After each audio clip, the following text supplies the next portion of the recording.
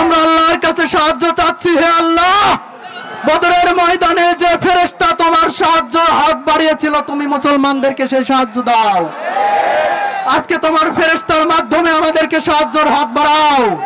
আমরা ইসরায়েলকে হুঁশিয়ার করে দিয়ে বলতে চাই, রাসূলের হাদিস সত্য। রাসূল বলেছেন, পৃথিবীর প্রতিটি জমিন থেকে প্রতিটি ইহুদিকে দৌড়ের কুকুরের মতো হত্যা করবে এই মুসলমান।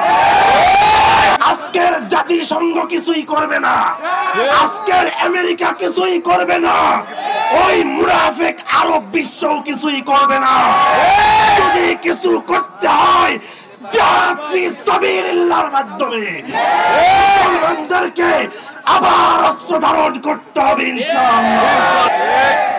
সর্বশেষ আমি প্যালেস্টাইনের সেই সমস্ত ভাইদের জন্য দোয়া করছি। আজকের এই হাজার হাজার ছাত্র জনতা নিয়ে রব্বুল আলামিন আমার ভাইরা অসুস্থ ক্ষুধার্ত, আপনি তাদেরকে ত্রাণের ব্যবস্থা করে দিন।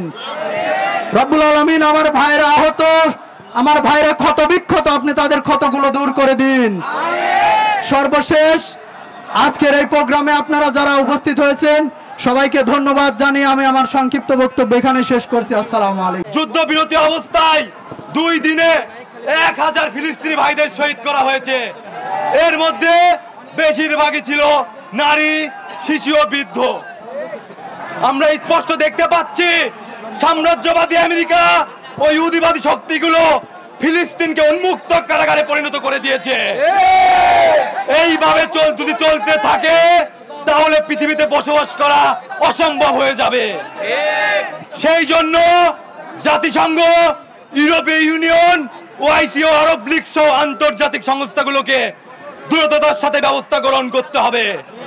প্রিয় ভাইরা আমার, ফিলিস্তিনের ওপর যখন হামলা হয়, ফিলিস্তিনের ওপর যখন আঘাত আসে, তখন সে আঘাত এসে আছে আমাদের বুকে। ফিলিস্তিনের মুক্তি অর্জন করতে হলে আমাদের সবাইকে খালিদ বিন ওয়ালিদ রাদিয়াল্লাহু তাআলা আনহু এর মতো গর্জে উঠতে হবে।